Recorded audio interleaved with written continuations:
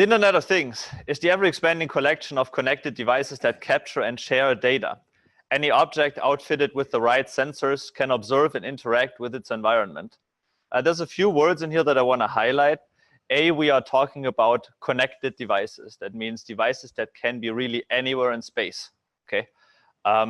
This is especially important if we look at the sculpture, because the sculpture is basically a way of transforming space in an artful manner. Okay. And then, of course, the central point, that's why we talk about data visualization here at all, is that these devices connect through data. They share data. Okay.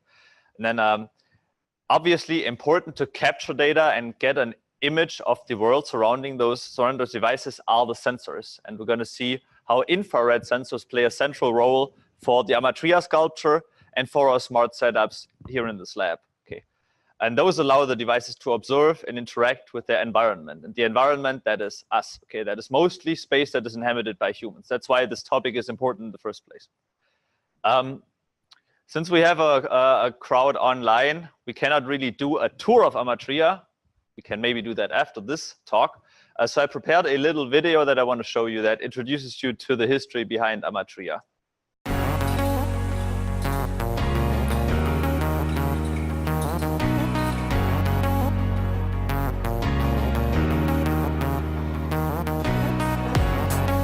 Any story like this starts with pain. Shared pain, because suffering is soul-making. And perhaps the slight glint of friendship that is starting to emerge because we're starting to know each other and spend time together. It's pretty awesome. You know, I was walking under and I was like, I was just like, don't follow me, but it's pretty nice so far.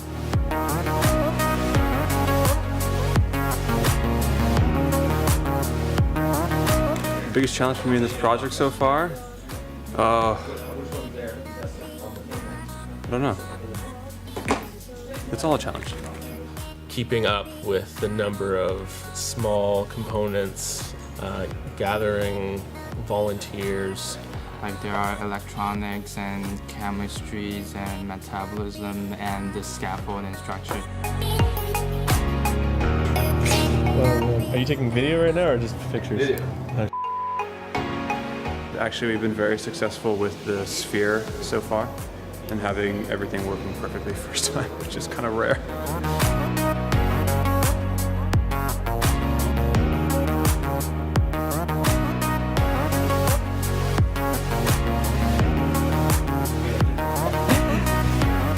What are you looking forward to the most at this point?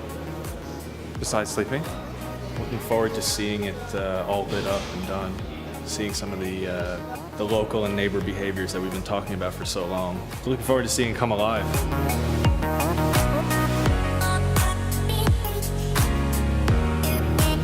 Kind of stuck in here, so. We are taking thingies of thingies.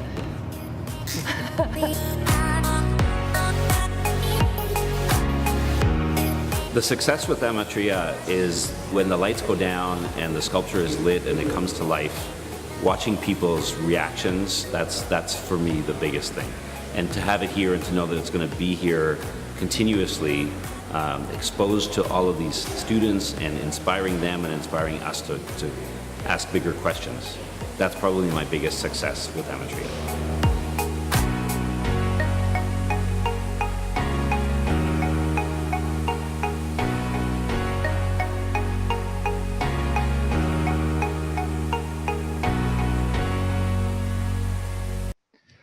So, Matreya. We've given about 20 tours, 30 tours so far. So people keep coming and they keep being amazed by it. Whenever I try to explain what exactly Matreya is, as I say, it's a smart system. It has sensors, it has actuators, it has processing units. But if you really strip it down to a simple metaphor, really the best one that fits is it's a network. Okay, it's a network of interconnected devices. If we take away all of the complex scaffolding structure that we have here, and all of the little actuators, all of the little wires, basically what you end up with is a network of electrical organs. Okay, and so we can see that all of this pretty much dissolves to a hierarchical network whose root node is down here. this little C, I'm not sure if you guys can see that. Here we go. So this C stands for control laptop. That is a central laptop in the closet by the side of Matreya that actually controls the whole sculpture, okay? And then from there, we have 13 Raspberry Pis. Let me show you where those are.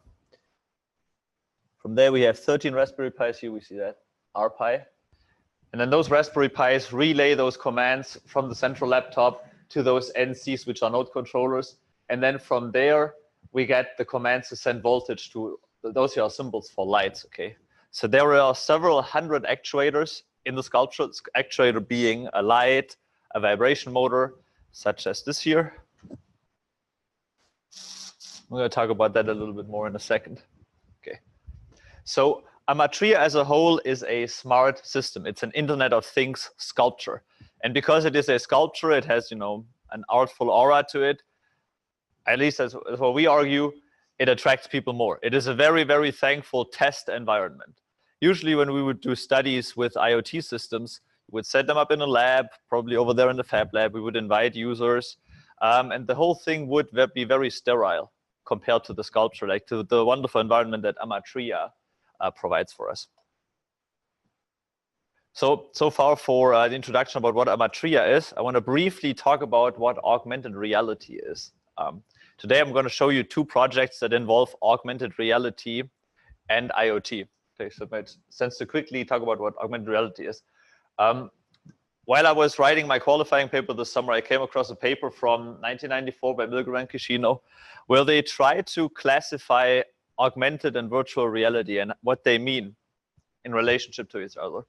And what they propose is the so-called virtuality continuum, where we have the real environment with nothing simulated on the one end and a completely virtual environment on the other end. And in between, they have those spaces which they call mixed reality, which is kind of confusing because it means something different nowadays than it did back then. And they have those two pieces, augmented reality and augmented virtuality. Now, augmented virtuality is something that we don't really have anymore. Augmented virtuality is a virtual environment where video is inserted to make it look more real, more realistic, or more lifelike. We don't really have that anymore. Modern graphics are so advanced that this is not really a thing anymore. In fact, there's a bunch of really interesting video games from the 90s where completely virtual environments were created, and then for the human actors, they actually used video, and it looked kind of funky.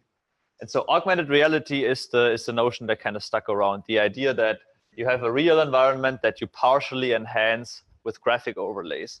Now, for us, this makes a lot of sense because obviously those IoT systems are very physical. They have a space, like they occupy space. And so the idea of overlaying graphics over them and showing the connection between them is a very, it's a notion that makes a lot of sense. The idea that if we do that, we could explain to people better how these machines communicate with each other and what kind of data they exchange.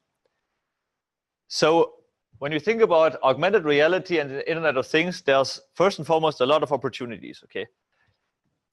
With this method, we can actually say, okay, this and this data originates from this and this point in space. Oftentimes, at least in our discipline, when we work with data, the data it might be publication data or grant data. It's hosted somewhere in the cloud. It does not really have a physical origin, okay? It's locationless by nature.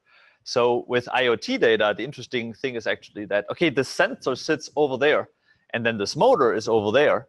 And so how does the data travel from the sensor to the motor? And that's something that we can instantly understand. Then, of course, it could lead to quicker debugging. The idea that if I have a system that does not work the way I intended to, if I have an augmented reality visualization that could kind of tell me where in space the issue is, then I could more quickly debug my system. Of course, there is also the term of increased immersion. Now, immersion is kind of a blurry notion. But the idea of immersion, for example, for visitors could be to understand the sculpture even more, to get in sync with it even more. And then, of course, there's also the interesting idea of manipulating an IoT system directly, for example, with a gesture. How cool would it be if I could, for example, turn on one of those sculptures over there, or even, you know, a light switch at home or a thermostat at home, just by a gesture that is then registered by my device. And so I could actually interact with my system via a visualization system. So there's plenty of opportunities. You know. at first sight. Furthermore, when we talk about, this is a little sideway into data visualization, augmented reality can also aid graph comprehension. The idea that when humans extract meaning from a visualization, they do that basically from two ways, as we can see in this quote here. There are bottom-up processes where when I read a graph, I extract the meaning from the visual chunks of the graph, okay? At the same time, I am aided by top-down processes, which means all the semantic knowledge that I have about the data that I'm reading. What this means is, if I can actually see the origin point of the data, if I can see where the data comes from, this could lead us to believe that this would actually help our process of interpreting the data. Again, usually the data that we deal with is originless. You cannot see that data. You cannot see where that data comes from. With an IoT, you actually can. You can say, okay, this data was generated by this sensor over there at that coordinate point. So there is a few industry examples where augmented reality and the IoT is already being used. This is by a company called Thingworks. This is an augmented reality visualization. So we see the background here, that is real world, live action. And then in the foreground, this specific piece here is virtual. The idea behind this specific application is that a worker would approach a faulty piece of hardware and then see a three-dimensional model in front of their face. And then with a gesture of their hand, they can explode that model. So they can actually make it extrude into its different pieces. Now, this specific instruction video is on the website of Thingworks. It is it's a marketing material. And if you think about it closer, there's all sorts of things that could go wrong if you have something like that. So this was developed for the Hololens. This is the Hololens. It is a very sturdy device. It costs about $5,000 for an enterprise. And the problem is, if you walk around with that on a construction site, it is not necessarily safe. Or for example, if you have to do work with your hands and you have something flimmering around here all the time, it is not safe. It is also not really applicable. And so that's one of the many issues with augmented reality and the Internet of Things, especially when we talk about the industrial Internet of Things. It is just not scalable yet. It is really nice for small scale training in controlled environments, but for something like an actual construction site, it could just not be ready yet. So another really nice shot that they have on their website is this really sleek interface, like thin lines, and then you have those info plates everywhere. That is also something where we are not there yet. If I wanted to program something like this, where I can recognize this really fast spinning turbine in the back and have this really sleek interface here in the foreground, I have not seen an application like this that is actually being used and actually being useful in everyday life. Okay. So augmented reality and IoT has a bunch of challenges also. One is the maturity of AR devices. Again, the devices that are in existence, they vary in form, they vary in price, but using them actually out there in everyday life, or when trying to do a job, there is not really a solution that offers itself yet. Plus, you always have this issue with the social acceptance of AR devices. If you remember Google Glass, the issue with the Google Glass, there were privacy issues. They were like, I don't want people filming me when I don't know it, and so on and so forth. The two main kinds of AR devices that we are using here are tablets and HMDs, or head-mounted devices, like the HoloLens over there. And another issue specifically for AR visualization with the Internet of Things is the problem of occlusion. I'm going to demo that to you real quick. This is one of the parts of the presentation where we have to switch modes. Bill, I'm going to go over to the other computer. So I will now stream to you what I see through this HoloLens. Who has not used a HoloLens before? Okay, so most people have. Good. All right.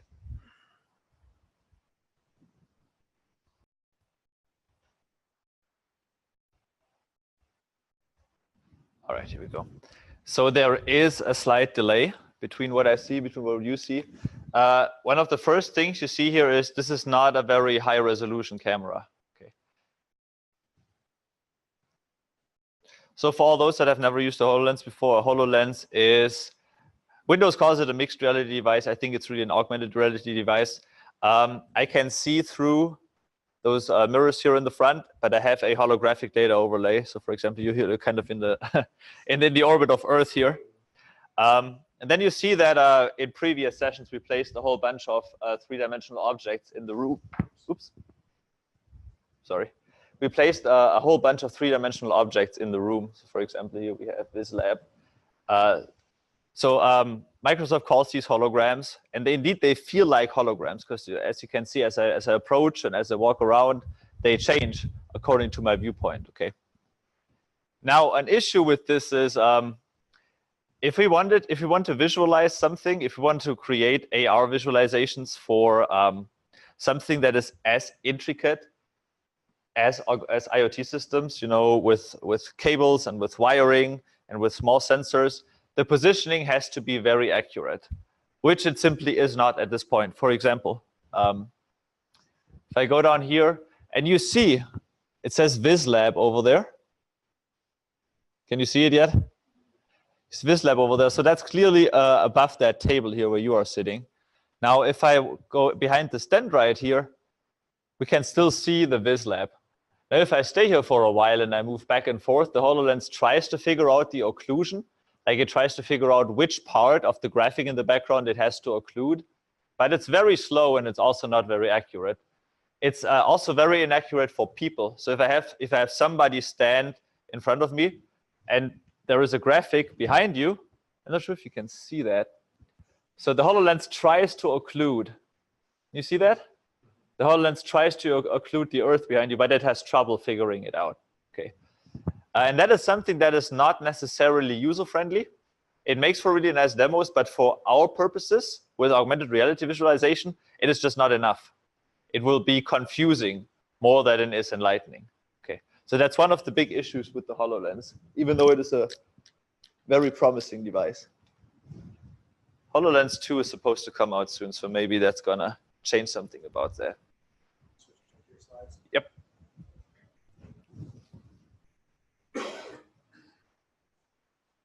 Thank you.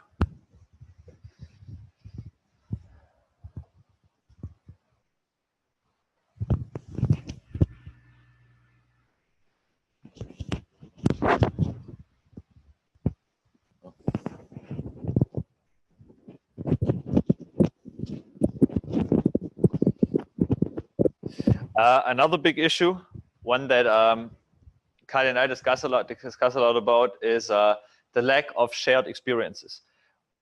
I just used that HoloLens.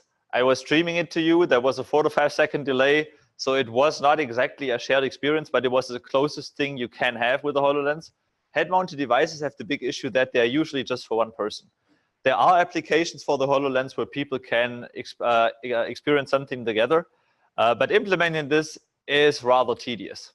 And it does not come natural to a head-mounted device. If you have ever been, spent time with somebody who uses VR a lot, you will know. It's very easy to get caught in your own world. So in order for augmented reality with a head-mounted device to be more usable, shared experiences have to be easier to make. Okay. Then of course there is a difficulty of setup. Now I've used the HoloLens before, and it uses operating system similar to Windows 10, but it is not very easy to set up, and it's not very straightforward to develop for. There is a lot of moving parts, a lot of SDKs and tools that have to be installed, and it is just not easy to work with it. Okay, so if you want to adopt AR and IoT together on a larger scale, those setups have to be made easier. Okay, another issue is that gesture plays a big role for the HoloLens. There are two big gestures, the bloom and the grab. The bloom brings up the menu, and the grab allows you to just move pieces around. You couldn't see that earlier because I was using this really handy little clicker here. But see, in the future, also again, for widespread adoption of AR and IoT, voice control has to be a way bigger part, because that is a more natural way for us to interact with a device. We have to make gestures in the air, and then it's not tracking correctly. It gets frustrating very fast. So implementing of natural voice control would be a really good step forward. And then that's yet another problem. There is a lack of standards for data streams, for software deployment, and so on.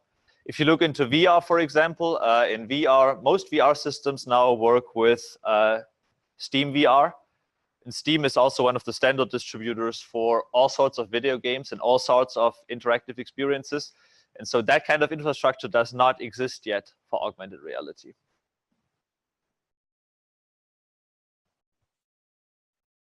However, so we think here this is also a chance. It is a chance for us to advance the data visualization theory that is attached to visualizing IoT data with AR. So what we are doing here at the center is to develop data visualizations for IoT debugging. I'm going to show you a little bit about that in just a second, and as well as optimization. And IoT education and training is probably even bigger. So this is just a very brief foray into theory. This is a data visualization literacy framework. This is a workflow that describes how data visualizations are created. And this workflow would look the exact same no matter where you deploy. It looks the same for augmented reality. It looks the same for a two-dimensional screen. It looks the same for paper. It starts with identifying your stakeholders and their insight needs. For example, factory workers on the floor, engineering students, or visitors to a sculpture. And then you acquire your data, you analyze your data, and you visualize. And of course, you can go back and forth. You can acquire new data, analyze new data. What we do mostly here with Matreya, we'll show you that later, is we collect real-time data. So as I'm talking, Matreya is sending out a message to my computer twice a second. Okay, so that's the kind of data that we use here. And then you visualize by picking a reference system first, and then design the data overlay. And again, this always works in subsurface too. And then you deploy it to a device, you interpret and bring it back to your stakeholder. So that's the kind of iterative workflow that we apply here when we develop data visualizations. So you see the central role, of cycles, of iterativeness, and of running results by your stakeholders, which are your ultimate users of your visualization. Another part of the framework is the pairing of graphic variables and graphic symbols. Every data visualization can be taken apart into its elements. And one of them are the graphic variables and the graphic symbols. So the graphic variables we can see on the left here. It's stuff like the X and Y position, or the size, or the shape, or the color hue. We're going to see that later.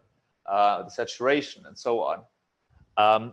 And then here on this side, we have the graphic symbols. We can have points, we can have lines, linguistic symbols, surfaces, and areas, which are not in here right now.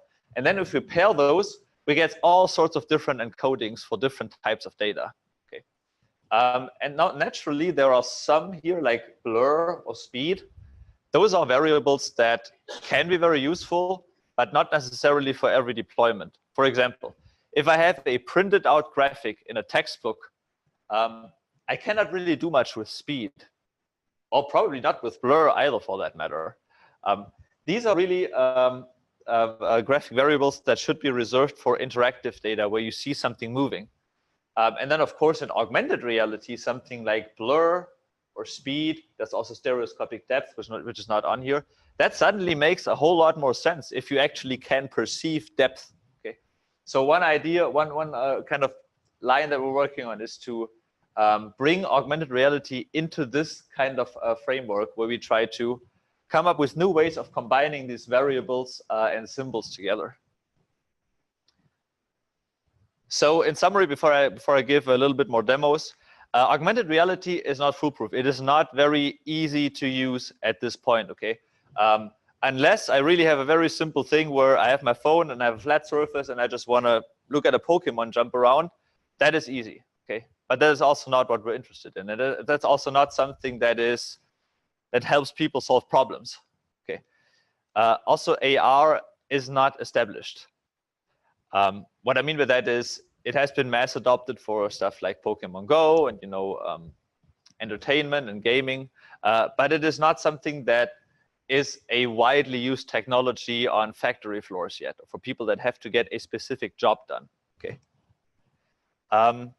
Further, the IoT itself necessitates many different kinds of literacies and skills, which also presents a different hurdle.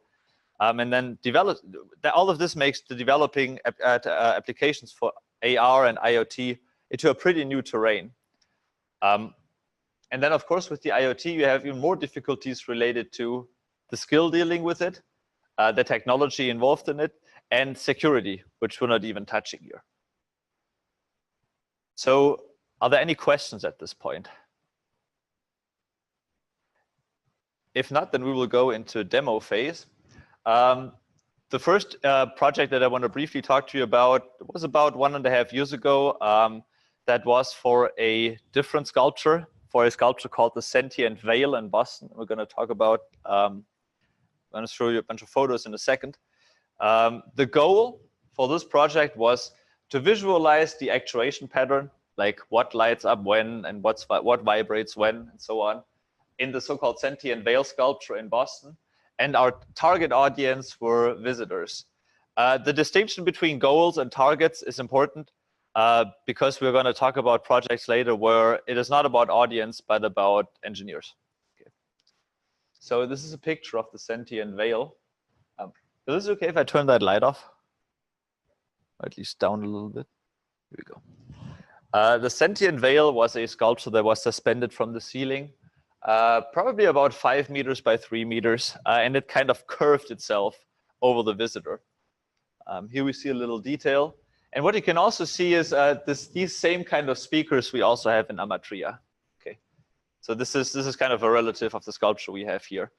This is a plan, a schematic of the Sentient Veil. You can see the similarity to Matreya, you know, with the use of colors and how all of this looks a little bit like just like a network. Again, it is a kind of a network. And so you can see that there were 15 nodes here, each node consisting of a speaker and several small devices and an infrared sensor, and that whole thing times 15. So here we see, that kind of gives you the idea. So this is the schematic, and this is the actual, here this is a node. So what would happen in this in the Sentient Veil is that if somebody were to walk, so this is shot from the ground, right? So I was lying on the ground like this, taking this photo. So if somebody were to walk under the veil from here and then walk under this infrared sensor, it's an infrared sensor, then all of the LEDs here would light up and you would hear sound coming out. And then the neighboring nodes would do the same thing. And then their neighboring nodes would do the same thing. And so you had this kind of ripple wave actuation effect throughout the whole sculpture. Now, our idea was there was a prototype idea. Our idea was to just take the data out of the sculpture and simply visualize on a virtual 3D model what the actuation pattern is. And so what we then did was here. So this is a 3-dimensional model of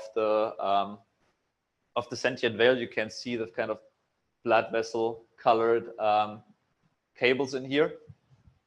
And then we would just insert these lights whenever one of the nodes would light up.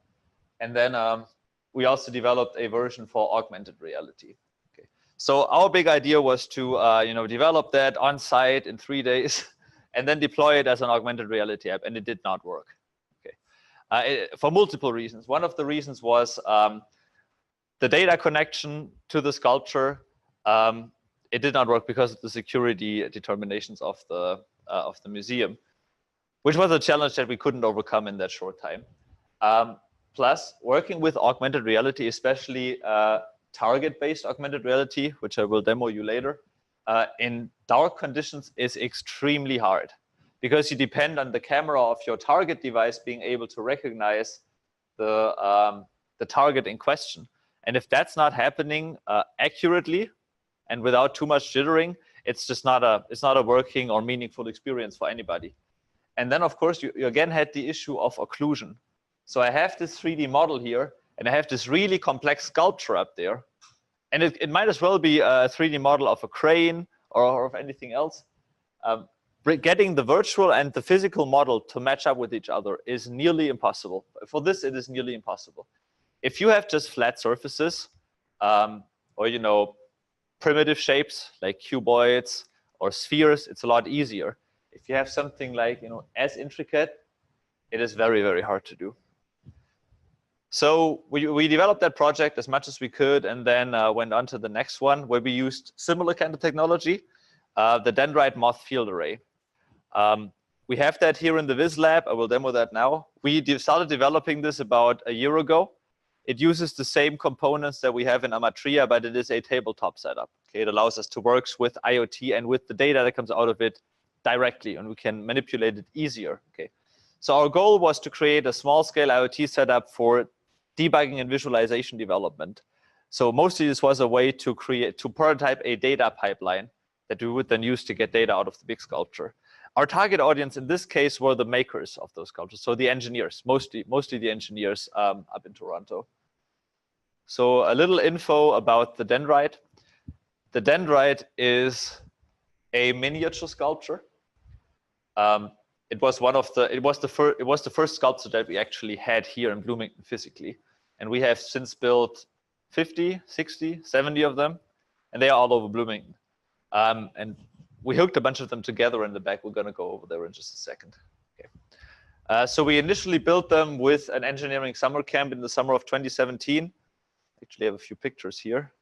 So we had a whole bunch of teenagers here and had a few very fun building sessions, and ended up with a whole bunch of dendrites and a whole bunch of actual physical sculptures.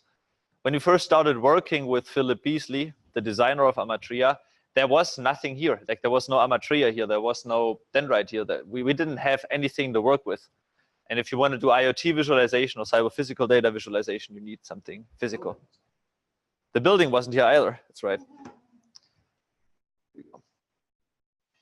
Right. So this is a little schematic about how the Dendrite is set up. So again, we have an infrared sensor sitting up here. We have an SMA, which is a shape memory alloy. And then we have a device module. It's up here. And then we have a node controller or a TNC, which is sitting down here. Okay. And those are components that work together to create a behavior where you can have an input and an output. Okay. And now I would actually like to go to the back to demo something. So if you all could just like we come a bit closer to the back.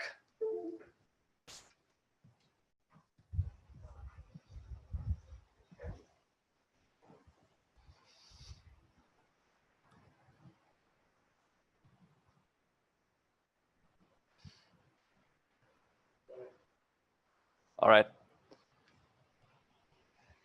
You might want to have a look at this tablet. Okay. So what we can see here is a Dendrite field array. Okay. So we have 5 dendrites hooked together and 2 moths here on the side. So can I have a volunteer? Are you volunteer? Yep.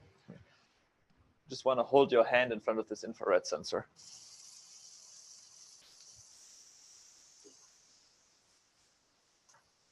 There we go. Thank you. We observe 3 different things. A, we get close to this infrared sensor. The Dendrite reacts when I get close to this infrared sensor. Electrical current is being sent through this wire down here. That's an SMA wire. When I send current through it, it contracts. And it pulls down this lever up here. And that pulls down the front and the top through this fishing rod here. And then in the process of the wire cooling down again, it expands back into its old position, shape memory alloy. Okay. And that's how you get this kind of natural bowing motion. Now, we used a Raspberry Pi here in the middle to synchronize this one with all of the other dendrites. So if I put my hand here, nothing happens. But if I trigger this one, the others follow. And then, so that's the second thing. We have a group behavior here. It is coordinated through a central Raspberry Pi. And now on the right side, that's the third thing we observe. We have 2 moths. And so these moths, they're actually just vibration motors that are adorned with LEDs. Okay, that's really not, it's not much more. But what you can see is when the actuation starts,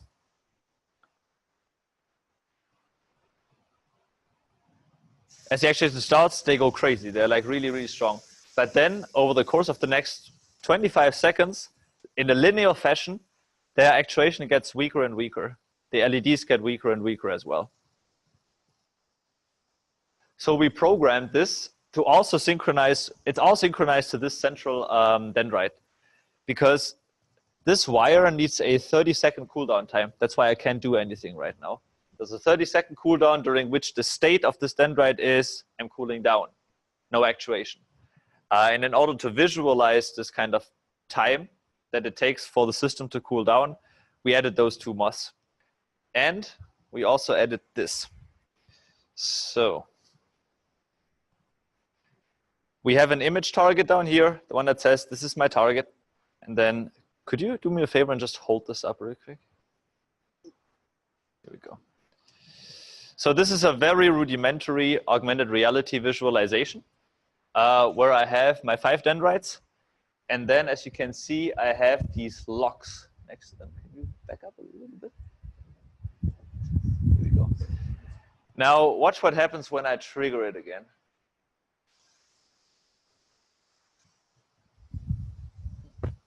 You see it turned red for a second, and then the locks closed. And then you will see that it stays like this until they open again. You can also see if I put my hand here, on the right side, the bar goes up and down because it registers that I'm close to the infrared sensor. And then in the second, it should turn silver again, and the locks will open. Here we go. So this is a very rudimentary visualization, but for us, this was a really important step because it showed us that if we just get the data out of the system, we can visualize it in whatever way we want. And this is just real-time visualization. If you think about collecting data long-term, then you can actually apply the more classic visualization types of line graphs and scatter plots and so on. All right. Any questions about the specific setup? Let's do it one more time because it's so nice. I actually do it every time I come here. That's okay. Thank you.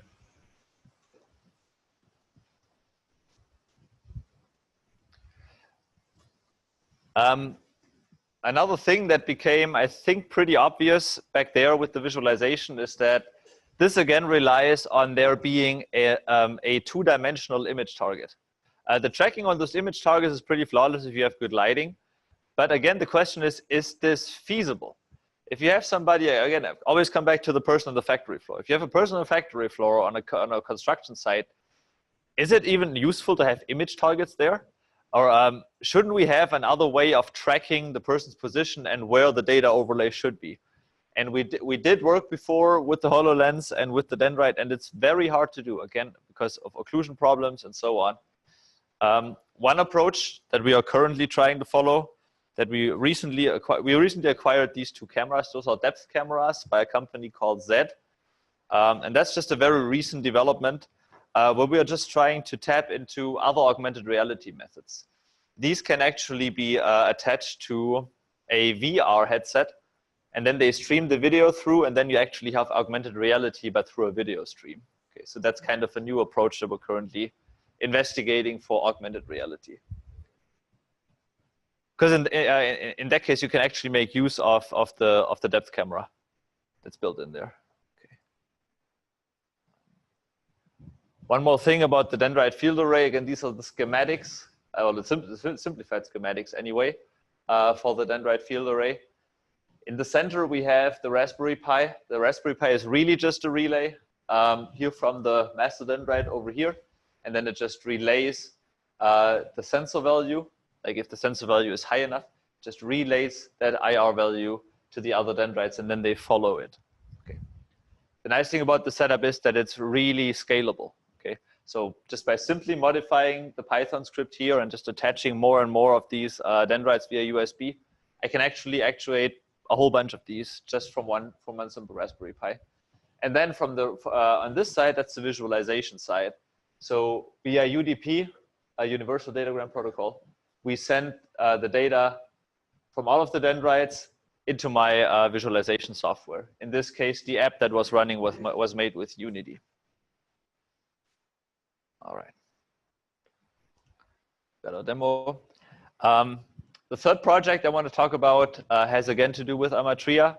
That was a project that yielded a little more traditional visualizations. We did that in May. And our goal was to visualize the raw sensor values for 28 hours. So we had the issue with Matreya that we saw that some of the sensors were constantly reporting values that just seemed kind of off. And we wanted to also find out, do we have to adjust those IR sensor values to daytime versus nighttime? So we just wanted to record those values and see if they changed substantially from day to night. And this is what we got. So we have 18 infrared sensors total, okay? And we have a total of 6 infrared sensors that have a 2 at the end that are labeled infrared sensor 2. So they come in at a certain port on their node controller that's attached to them. And they behaved about as we would expect. So their values are low. We logged about 8 messages per second, okay? So the baseline is very low, and that means they probably did not register anybody. It was the first weekend after school, and we only logged 8 messages per second. So we were pretty sure those values would have to be very low pretty much constantly because nobody would be walking under the sculpture. If we did see a sharp spike, that would indicate people under the sculpture. But because it was the Monday after school ended, we didn't expect anything like that. So we do have noise occasionally, but we were pretty sure that this would not have to do anything with people. But then we looked at another set of infrared sensors. And here we can see that they are all over the place. This looks like there was a party going on under the sculpture because there was so much activity. But they were all taken in the same time frame. And so it led us to believe that there must be a hardware or software issue somewhere in the sculpture. And as you can also see, all these infrared sensors are labeled infrared sensor 1, so they are plugged into a specific pin on all of the node controllers. So we assume that there is probably a software issue where the values that are being read in just don't really match up. Now, the issue with a visualization like this is really hard to make or meaningfully deploy in augmented reality. This is something where you really want to see a trend over time, and thus a 2-dimensional layout makes the most sense. So this is another question that we are investigating is, how can we translate traditional 2-dimensional visualization in augmented reality, and should we?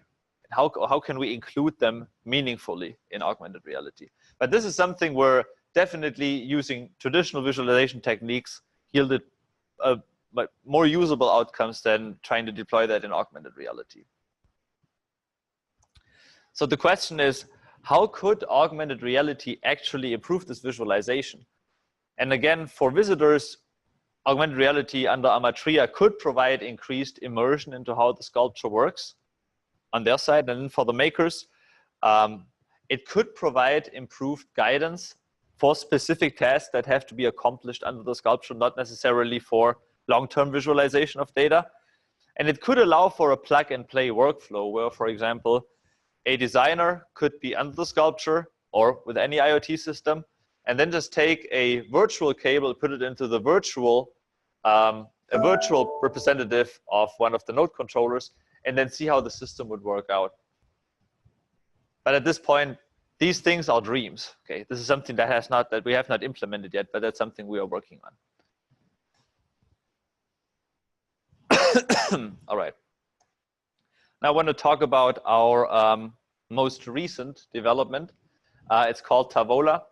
Tavola is our most current project. Our goal is to make two things for Matreya.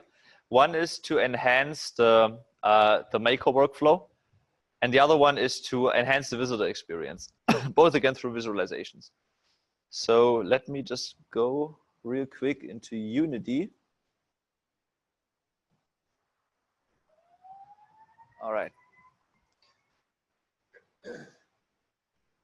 So what do we see here?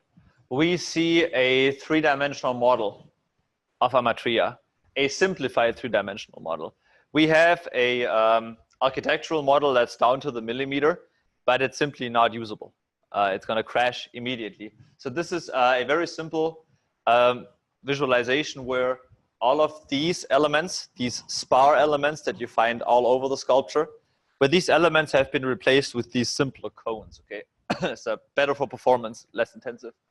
And then I have a little touch interface here on my tablet.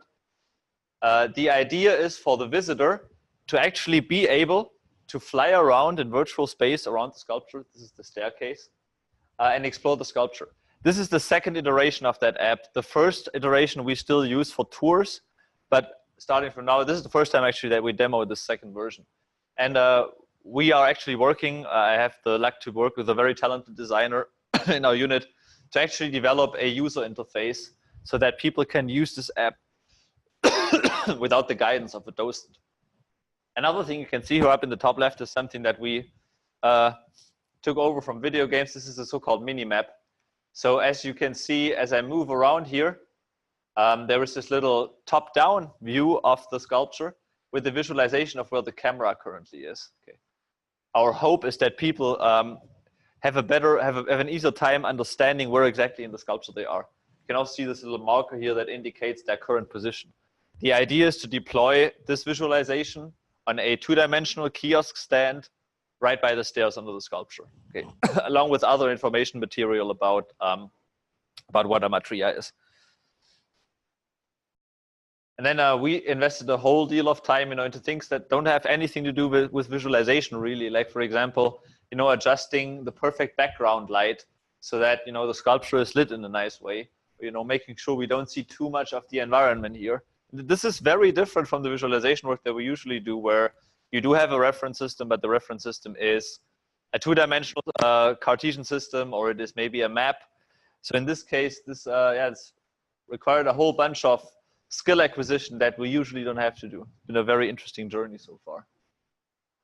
All right, that is scene number one. The second one I want to show you is actually a real-time visualization.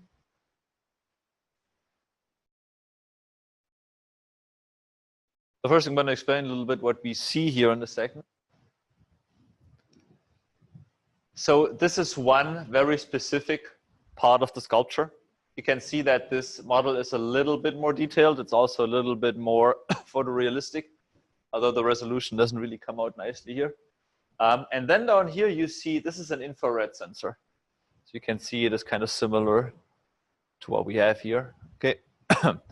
And so right now, on my computer, I am receiving messages from the sculpture. No, not yet. I'm receiving messages from the sculpture about twice a second. Okay.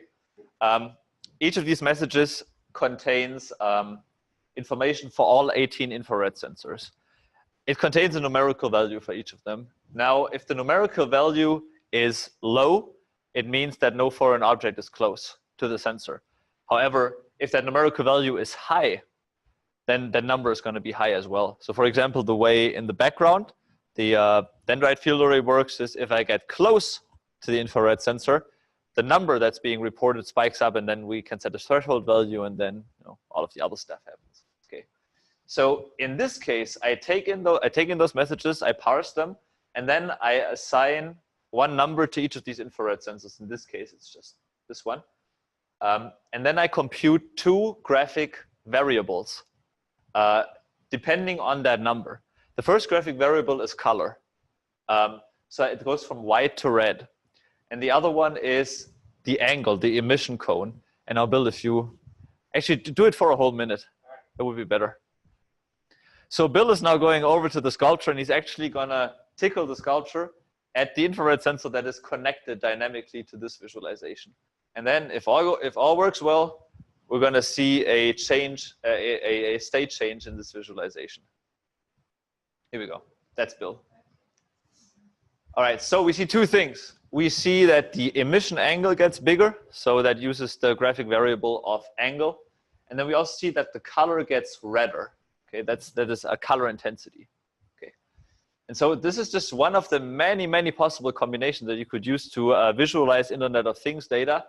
And it does, in fact, need some kind of a new visual language almost, especially since if we want to visualize sensor streams in real time. Okay, and then especially if we have user needs where people don't want to just, understand the kind of data that's coming out of it, but experience the data. So this is really a new way of kind of making data into more of an experience in a smart environment like the sculpture. And so the visual language that we are developing for Tavola and for Matreya in general, we hope to transfer that to other IoT systems as well. Perfect timing. All right, got a few more minutes. This is our current mock-up of the user interface. Thanks, Bill. This is our current mock-up of the user interface. We can see we have the sculpture here in the middle. We have labels, as any good data visualization should have. We also have a legend here in the bottom left. And then we have those control systems up here on the right. So the idea is for this visualization, this kiosk to be deployed on its own. So far, whenever we showed the first iteration of the app, we always had to have a docent there that would kind of, guide people through it and explain what it does. And so the idea is that this should be completely self-explanatory. And again, there's so many things in there that don't necessarily have anything to do with IoT or data visualization, but they have to be there in order for this to be a meaningful experience for people. Okay, there'll be a useful experience for that matter. Okay. So if we take apart the specific visualization, according to the framework that I introduced earlier, we can identify several important features of this visualization. So the question is, what is the inside need of somebody that would use this visualization? A, of course, is comparison. What are the kind of sensors that are in this part of the sculpture versus this part of the sculpture? Oh, for example, I can see there is something going on here, there's a lot going on here, but this part of the sculpture doesn't even have any sensors or actuators. Then, of course, I can locate individual parts of the sculpture a lot better if I have the possibility to fly around it in 3D space, and so on and so forth. So I'm going to kind of skip over that because we're running out of time. But this is to kind of show you how this research and development we do relates to the theory work that we do. And then these 7 types that we have here, they vary for all the different visualizations that we develop. So this is kind of a mock-up of what the second visualization will look like at some point. So again, you can see this photorealistic rendering here in the middle. And then here you have those really outbursting particle systems. That's one of the nice things of developing visualizations with Unity, which is a video game engine. It allows for really easy creation of these particle systems. Usually those are used for snow or to simulate rain or fire or fireworks, and all sorts of particle simulation. But in this case, we're actually using them for data visualization, and I think they are very useful for that. Remember earlier that line graph I showed you where the sensor values were all over the place, where they shouldn't be? We had no idea that was the case until we actually used this visualization for the first time. I was sitting at home, it was like 5 o'clock at night, I think before the reveal, and I realized that one of those sensors was always super excited, as if somebody was standing in front of it, and it was kind of creepy. And I thought maybe it's cleaning personnel just like standing in front of the sensor doing their thing, but it just stayed like that. And so we took a closer look and realized, oh, okay, it's not just this one sensor, it's like 6 of them. And so that's one of the many cases where visualization really helped us out. All right. I want to finish with a conclusion and outlook. I think in order to bring augmented reality and the Internet of Things forward, there's really 3 main actors that have to get active. One is academia. So it would be essential for academia to integrate augmented reality into existing data visualization frameworks like we have already started to do. So we have to deconstruct what is augmented reality. What constitutes an augmented reality device? What should we define it by? Does it depend on the device? Does it depend on the experience? Is it a subjective thing maybe? And then of course, develop new visualizations that can be deployed in augmented reality, and then test. Okay, do user studies. Test it with different stakeholders, test it with general audiences, test it with construction workers, test it with engineers, all different kinds of people. Okay, that's what academia can do. For the industry, I think we need more unified solutions for development and deployment. At this point, if a company that has no really experience in data visualization wants to include augmented reality into their workflows, it is a very, very hard thing to do. There are companies like Thingworks that offer solutions, platforms for that, but that's in the very early stages, and we need more activity in that sector, okay? And then, of course, we need more affordable hardware and software. You can already see that in virtual reality, where you can get fully functional, high-resolution VR headsets for less than $300 that have spatial tracking, rotational tracking, and offer a very immersive experience, okay? So we need something that is affordable for, no matter how much money you want to spend, okay? And then, of course, it is essential for educators. We need to include AR and VR into STEM students' curriculums. I think that data visualization in general is essential for STEM, and going towards AR and VR in these curriculums would also be really important. Okay. But of course, this can only happen once we have more input from the first two sectors. So I think that's kind of like my main takeaway. It's kind of like a little task list for us all. Questions?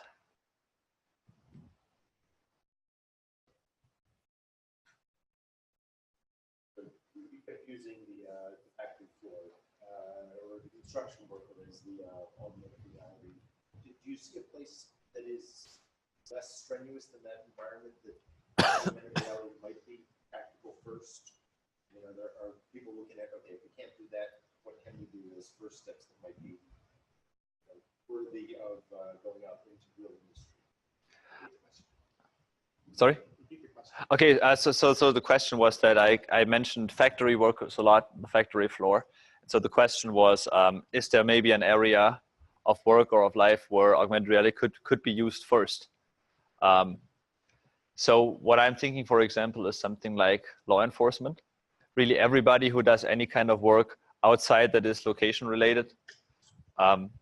Furthermore, for example, wayfinding in buildings, like a very, very practical application. Where, for example, you go into a building, you want to find your way to a specific place. Augmented reality could be really helpful. Maintenance work, for example, janitorial work, where you don't have to, where you're not in the stress of a factory environment, but where you're in a building like this, and you want to identify, okay, where does the AC currently run optimal? Where does it not run optimal? We had an issue here the other day where it was freezing cold in the visualization lab. I could imagine that an augmented reality solution that would have immediately led to that problem. If you take together all of the data that we have out of this building with thermostats and so on, that's something where I could see an immediate use. But then, of course, you have the issue again, you need to train people with that. You need to develop a visual language that is immediately understandable. It needs to be affordable, deployable, and so on and so forth.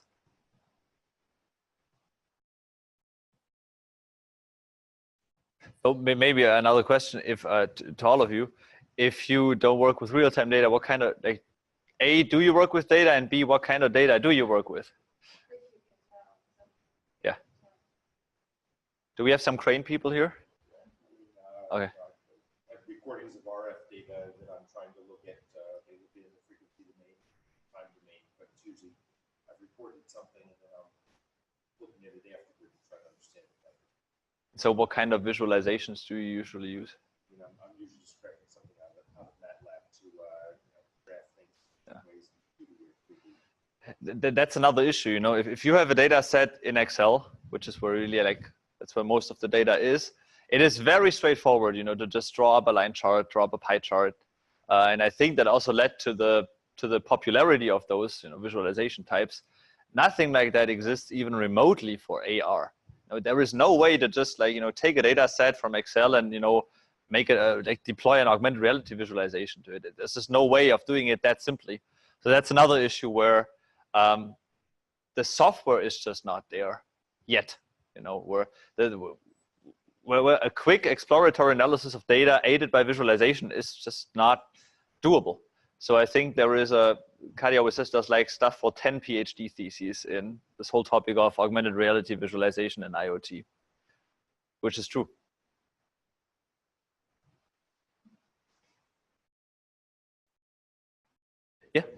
Yeah. Yeah, let's go over. So are you taking the online folks with us? Yeah, I'm going to use Okay. So tell them that we're going to take a little walk. Yeah, we're going to go over to the sculpture now. Bill's going to take you guys along.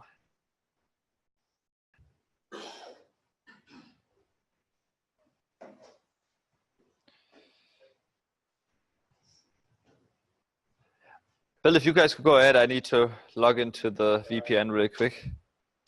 You guys feel free to explore the sculpture. I'll be right with you.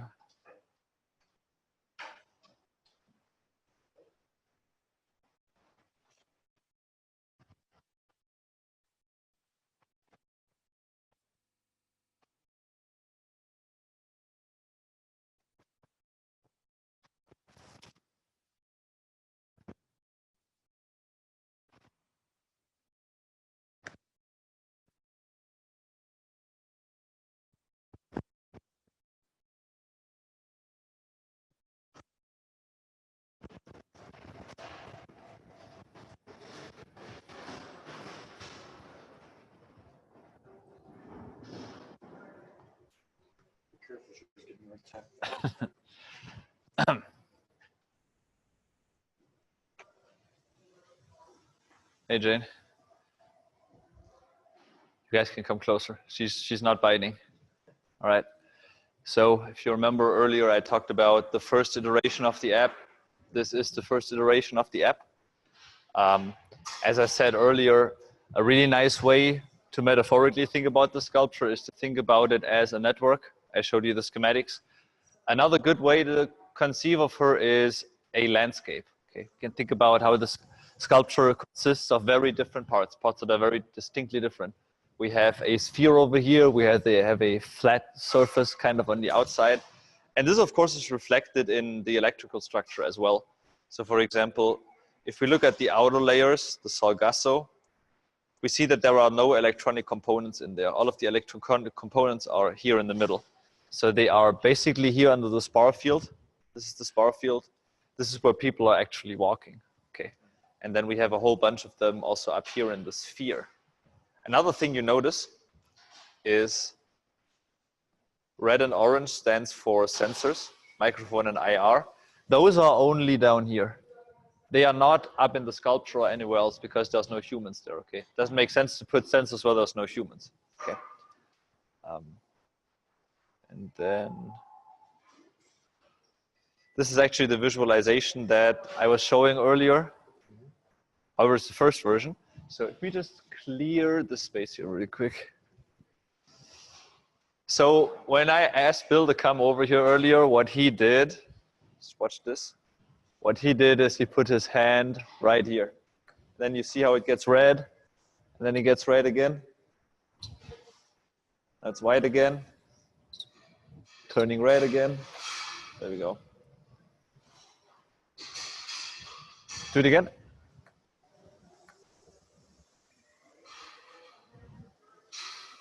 Here we go. So for us, this is really important because it helps us engage visitors with data in a more almost emotional way. Like in the informal user studies we've done so far, we a few times proposed, to kind of not do a lavish visualization of one data point like this, but to use something a little more traditional, like a bar that goes up and down.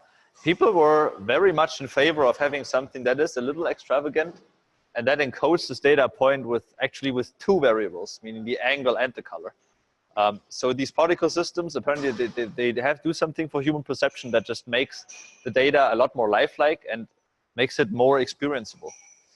Another thing you see is that nobody's standing in front of these sensors right now, but the sensor on the right, this one, reports really high values, and it doesn't matter if I'm close or not. On this side, see how it always stays excited. And that is one of those faulty sensors. Again, we did not know about this until we actually used this visualization and realized, hey, something's off there. There's nobody standing there for so long.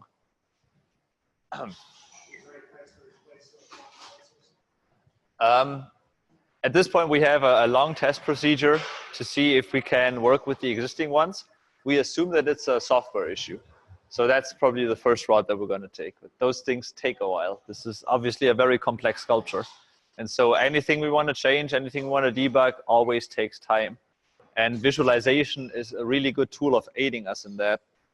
Let me show you another visualization we made.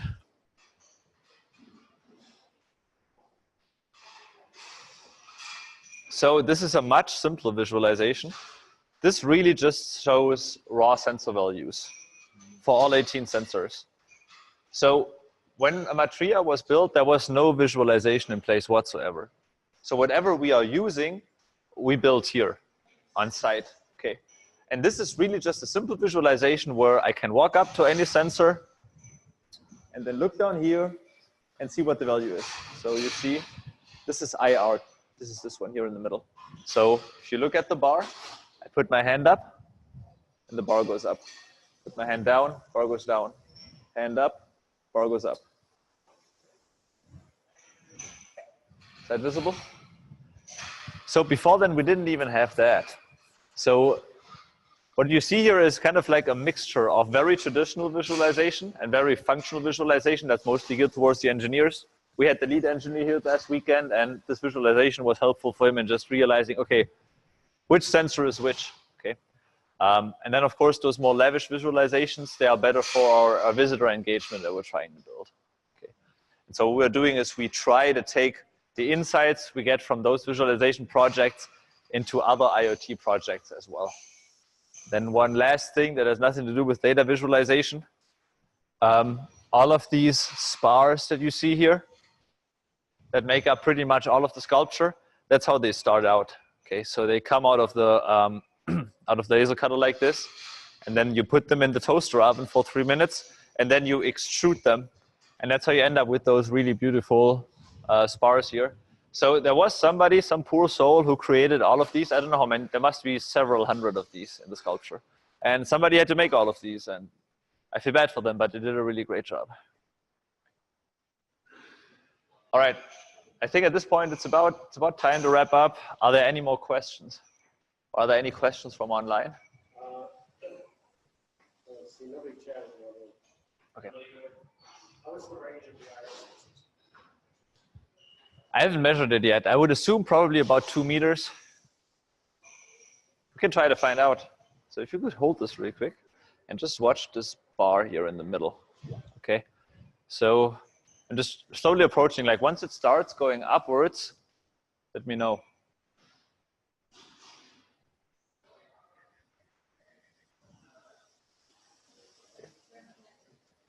Yeah, the middle one. That's going, okay, I would say that's more about 1.5 meters. Yeah, so the range is not super big, but you can set the threshold. So right now when I stand here, nothing happens. If I move my hand up, then we are over the threshold for the sculpture. So it's a matter of adjusting the threshold of those sensors. Is it an absolute threshold, or is it like when it sees a change, when it sees a large change from what it's done? It's like the first time it sees the number over the threshold. So if the threshold is at 500, and you know we're at 490, 491, doesn't do anything. But then for the first time, it's over 500, and the value is reported 60 times a second. So it's an absolute threshold, to answer your question. What does the numerical value? What's that? What does the numerical value mean? How close you are? So there's not really a meaning to the value itself, but we need this value in order to set the thresholds for the sculpture. So for example, if we want to avoid the sculpture self-triggering, if we only wanted to react to people, we need to set those thresholds correctly. In order to do that, we need to know how high does the threshold have to be for each of these infrared sensors. Because this one is relatively low. Over there, you see that they are kind of going up into the ceiling. And then we have to think about, okay, the value over there is probably going to have to be a little bit higher. No. Exactly. Yeah, that's really what it's all about. Yeah. It's very simple. Yeah. But that is something we have worked with before, like trying, for example, those moths, those vibrators I showed you earlier. We tried to make them such that they get stronger and weaker, like the closer you are to the sensor, like on a more continuous basis. But that's those sensors are not good enough for that. Like you see, they can be very inaccurate when it comes to short ranges. Like the value doesn't change in a linear fashion when I go like this. So it's That's something or nothing. The same for the red particles in the visualization before. They're close enough. It's a similar problem there.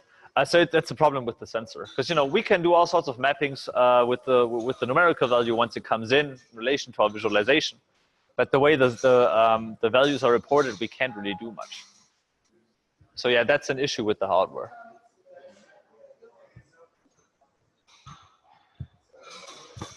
All right. Observation on your particle stream. I would think it should be going into the sensor, not out of. Just my visualization is information flows into a sensor and out of other actuators. That is a pretty good point. The reason why we let them stream outward was that was really just per chance to see how people react. No, that's actually a really good point, because it's like the sensor is taking in the value that's coming from the outside. Then you have the issue that you would have to turn the particle system around.